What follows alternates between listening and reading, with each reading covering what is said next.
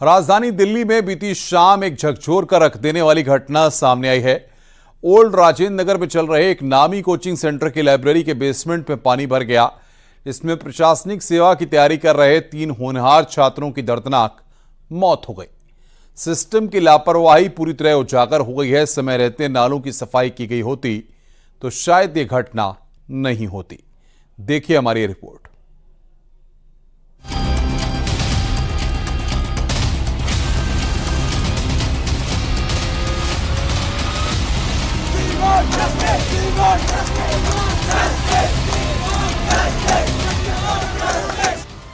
शनिवार को दिल्ली के ओल्ड राजेंद्र नगर में शाम के वक्त इसी कोचिंग सेंटर के बेसमेंट की लाइब्रेरी में छात्र पढ़ाई कर रहे थे, लेकिन तभी कुछ ऐसा हुआ जिससे पूरा देश हिल गया। शाम करीब 6:30 बजे का वक्त था। दिल्ली के कई इलाकों में भारी बारिश हो रही थी। ओल्ड राजेंद्र नगर इलाका भी बारिश से भीग रहा था। थोड़ी ही देर की बारिश से हालात खराब हो गए। नालों में पानी भर गया। ड्रेनेज सिस्टम पूरी तरह फेल हो गया। बेसमेंट के बाहर पानी पूरी तरह डेरा जमा चुका था। हर साल दिल्ली में एक जोरदार बारिश ही उसे घुटनों पर ले आती है।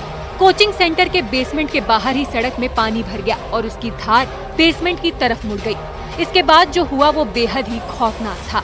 लाइब्रेरी में मौजूद छात्र जो प्रशासनिक अधिकारी बनने की तैयारी में जुटे थे, अचानक से पानी के प्रचंड प्रहार की वजह से फंस गए।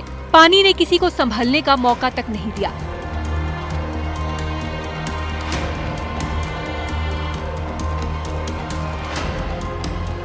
हादसे के बाद बेहद ही दहशत में भर देने वाले वीडियो सामने आ रहे हैं। ये उसी बेसमेंट का वीडियो है। मंजर कितना भयानक है आसानी से अंदाजा लगाया जा सकता है। बेसमेंट में दरिया बह रहा है और इसी दरिया के बीच कई छात्रों की चीखें दब गईं।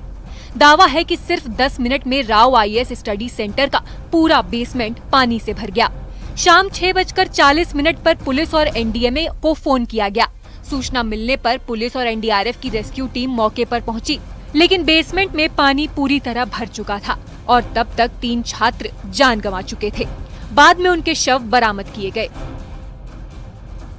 हादसे में जिन 3 छात्रों की मौत हुई है उसमें केरल के रहने वाले 28 साल के नवीन डाल्विन, यूपी के अंबेडकर नगर की 25 साल की श्रेया यादव और 25 साल की ही तान्या सोनी है।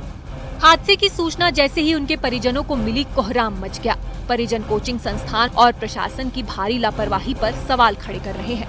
प्रशासन की तरफ से आपको कोई कॉल नहीं गई या ना परिवार को गई कि इस तरीके का हादसा हुआ?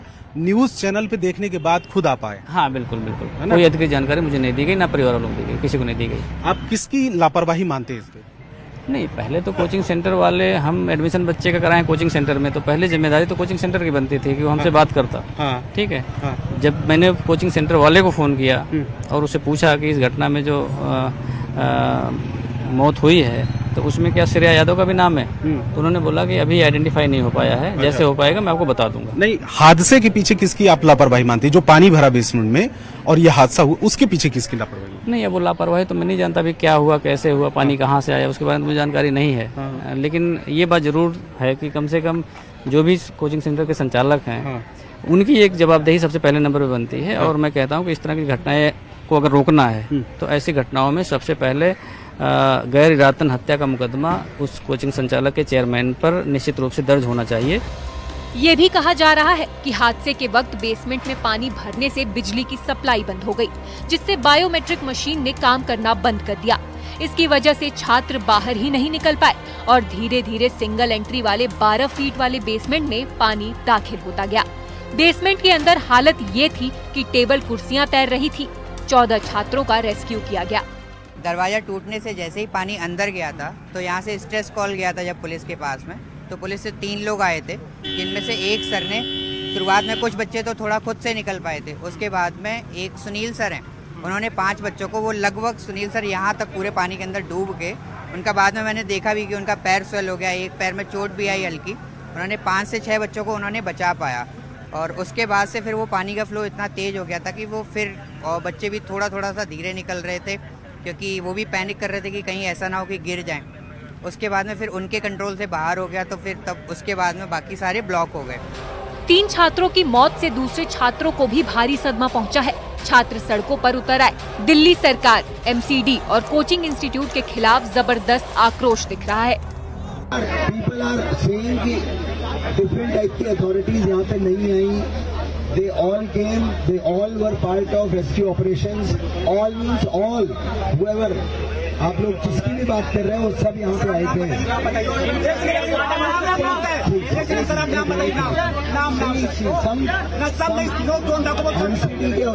MCD officials,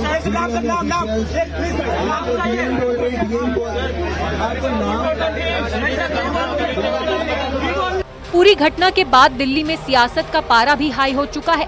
बीजेपी और आम आदमी पार्टी एक दूसरे पर हमलावर हैं। बच्चे यहाँ पर अपना भविष्य संवारने आई थे, लेकिन माननीय विधायक दुर्गेश पाठक जी ने और माननीय मुख्यमंत्री अरविंद केजरीवाल जी की निकम्मी सरकार ने एक गुहार नहीं सुनी स्थानीय लोगों की। बार बार पिछले एक सप्ताह से माननीय विधायक दुर्गेश पाठक जी को बोला जा रहा था कि नाले की डिसिल्टिंग करवा दीजिए, नाले की सफाई करवा दीजिए। आपके पीछे आप ही देख लीजिए, अभी भी 2.5 फुट पानी सड़क पर है। यही पूरा का पूरा पानी जाकर बेसमेंट में फिल हो गया है। आप जानते हैं डाइवर्स की जरूरत पड़ी है तो आप खुद समझ सकते कि कितनी गंभीर हालत है वहां पर। कह रहे पूरा का पूरा फर्नीचर तैर रहा है, ऊपर तक बेसमेंट जलमग्न है और बच्चों की डेथ हुई है इलेक्ट्रोक्यूशन के कारण। राजनीति करने के लिए कोई कुछ भी कर सकता है, किसी को हम कुछ नहीं कह सकते। बीजेपी को भी बताना चाहिए भाई 15 साल से उनका काउंसलर था, ड्रेनेज क्यों नहीं बना? एक साल में तो सारे ड्रेनेज नहीं बन सकते दिल्ली के, लेकिन फिर भी राजनीति करने की कोई जरूरत नहीं है। मेन चीज है कि सबसे इम्पोर्टेंट है राजनीति ना हो। अभी जो सबसे महत्वपूर्ण है कि जो भी है उसके बच्चे जल्दी से सेफ हो।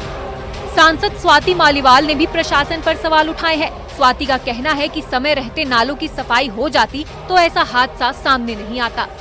हर एक परिवार को 1 करोड़ की कॉम्पनसेशन देनी चाहिए, जरूरी देनी चाहिए।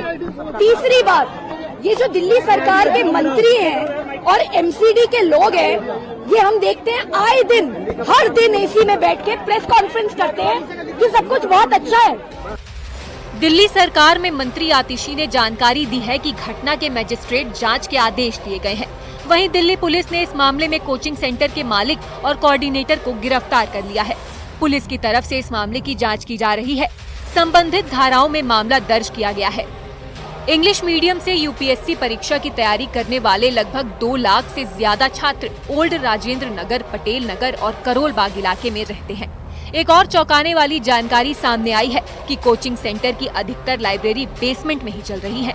एक हादसा होने के बाद सिस्टम की कलई खोलती दिख रही है। यहाँ पे मतलब 100 के आसपास लगा लो आप कोचिंग सेंटर्स है, छोटे मोटे मिला के, बड़े छोटे सारे मिला के। और लाइब्रेरीज कितनी चलती हैं यहाँ पर? लाइब्रेरीज तो उससे ज्यादा है, प्राइवेट लाइब्रेरीज है, हर बिल्डिंग के नीचे एक लाइब्रेरी है, तो लाइब्रेरी भी 100+ है और सारी लाइब्रेरीज बेसमेंट में ही है। सारी लाइब्रेरी 95%, हर एक गली में मतलब 95% लाइब्रेरी बेसमेंट में ही है। और चार्जेस कितना लेते हैं? चार्जेस सर 2500 से स्टार्टिंग है लाइब्रेरी का रेट, और एक गली में ना कम से कम ना 5-6 लाइब्रेरी हर एक गली में है। अब 2500, 3000, 3500 तक का चार्जेस है लाइब्रेरी के। हाल ही में नॉर्थ कैंपस इलाके में बारिश के बाद करंट लगने से एक छात्र की मौत हो गई थी। अब इस दिल दहलाने वाली घटना से छात्र दहशत में है। हर साल दिल्ली बारिश में डूब जाती है, लेकिन सिस्टम की नाकामी अब जान पर भारी पड़ रही है। 3 होनहार जो अपना भविष्य संवारने राजधानी आए थे, वो इस घनघोर लापरवाही की भेंट चढ़ गए। Bureau report, news 18।